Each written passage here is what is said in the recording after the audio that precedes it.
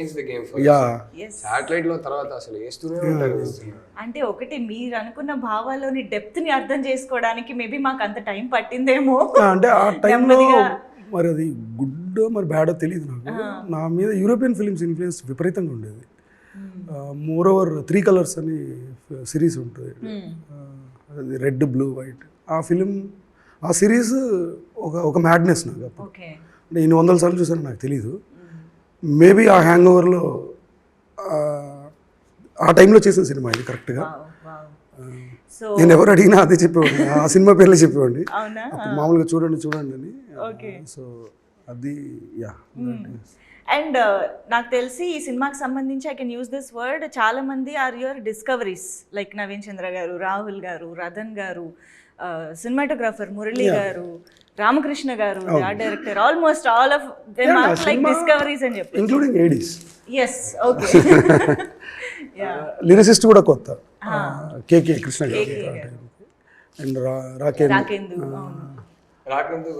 And Vashishtha ఇంకొక song రాశాడు, ఏ మంత్రం వశిష్ఠ రాశాడు. అందరు కొత్త వాళ్ళే, అంటే అందరు మ్యాడ్ పీపుల్ అండి. అందరు మ్యాడ్ పీపుల్ అంతా ఒక దగ్గరికి చేరారు. సో మీ మ్యాడ్నెస్ ని అర్థం చేసుకుంటూ ఎలాగ వీళ్ళు జాయిన్ అయ్యారు అనేది నాకు తెలుసుకోవాలని ఉంది. అది ఆ క్రెడిట్ మొత్తం భూపాల్దండి, రైటర్ భూపాల్ది. నాకు వీళ్ళు ఇద్దరిని ఇచ్చింది భూపాలే. ఫస్ట్ తిని పరిచయం చేశాడు. ఫస్ట్ నేను అనుకున్న థ్రిల్లర్ కథకి తిని hero. So because of budget issues మేము దాన్ని మెటీరియలైజ్ చేయలేకపోయాం.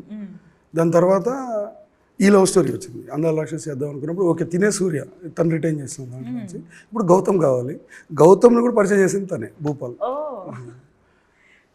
ఎలా జరిగింది ఆ పరిచయం? మీరు గౌతమ్ ని చూసారా రాహుల్ గారు ఫస్ట్ టైం చూడగానే? నేను మామూలుగా తను చూపించినప్పుడు చూస్తాను, ఆల్రెడీ ఫిక్స్. అంటే నేను పెద్ద ఆడిషన్ చేసే పర్సన్ కాదు, నాకు 10 నిమిషాల కాన్వర్సేషన్లో నాకు అర్థం అవుతారు, అంటే సింక్ అవుతుందా లేదా అని. సో అలా చేసింది. ఈవెన్ మిథున కూడా ఫస్ట్, తనకు కూడా ఏం ఆడిషన్స్ ఏం చేయలేదు, జస్ట్ చూడడం, యా మాట్లాడాలి కాసేపు. ఓకే.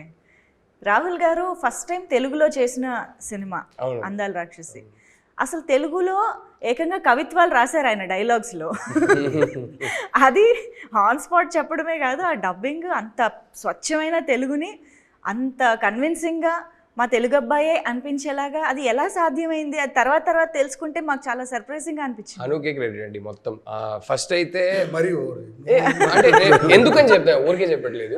ఒకటి ఫస్ట్ షూట్ స్టార్ట్ అయ్యి అట్లీస్ట్ ఒక 2 months ముందు నాకు బౌండ్ స్క్రిప్ట్ ఇచ్చేసారు, మొత్తం అన్ని డైలాగ్స్ వచ్చేసాయి.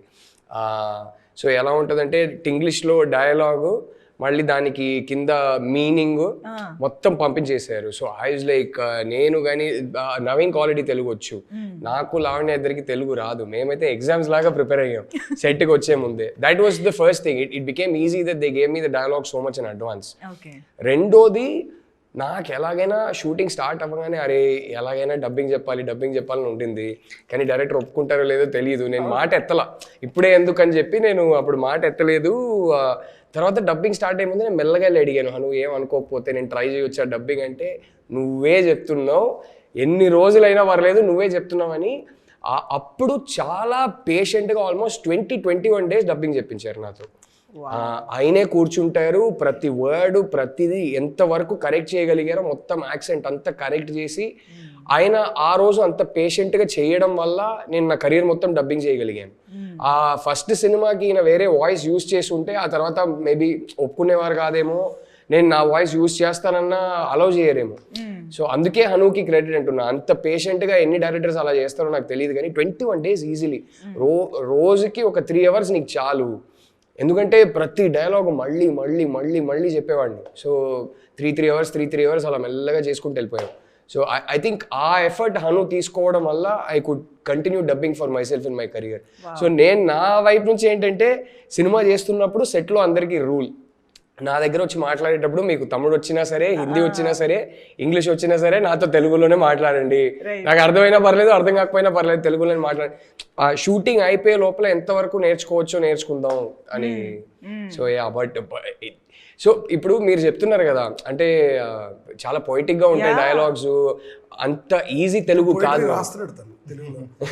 వావ్ అంత ఈజీ తెలుగు కాదని. నాకు అప్పుడు ఫస్ట్ స్క్రిప్ట్ వచ్చినప్పుడు నాకు అసలు తెలుగే రాదు కాబట్టి అది డిఫికల్ట్ తెలుగునా కాదా నాకు తెలియదు. నేను నేర్చుకునేదే ఫస్ట్ అది.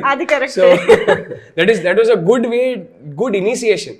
అంటే నేర్చుకోవాలంటే అలా నేర్చుకోవాలి. హను గారి డైలాగ్స్ తో నేను తెలుగుకి ఇంట్రడ్యూస్ అయ్యాను. మంచి స్కూల్ తో స్టార్ట్ అయ్యారు. సో అందుకే ఇప్పుడు పోయిటరీ రాయగలుగుతున్నా. అమేజింగ్. యా. సో సూర్య అయితే ఇంకా అసలు చెప్పక్కర్లేదు. దట్ లైవ్లీ ఉప్పెన లాగా అనిపిస్తారు అలా స్క్రీన్ పైకి రాగానే. That expressive and intense. అంటే మామూలుగా love at first sight scenes మనం చాలా సినిమాల్లో చూసుంటాం, కానీ బస్సులో ఈయన లావణ్య గారిని చూసిన ఒక దట్ ఇంటెన్స్ లవ్ అనేది ఇట్స్ బియాండ్ వర్డ్స్ అన్నమాట. అసలు ఆ ఎక్స్ప్రెషన్ మీకు హను గారు ఎలా కన్వే చేశారు అండ్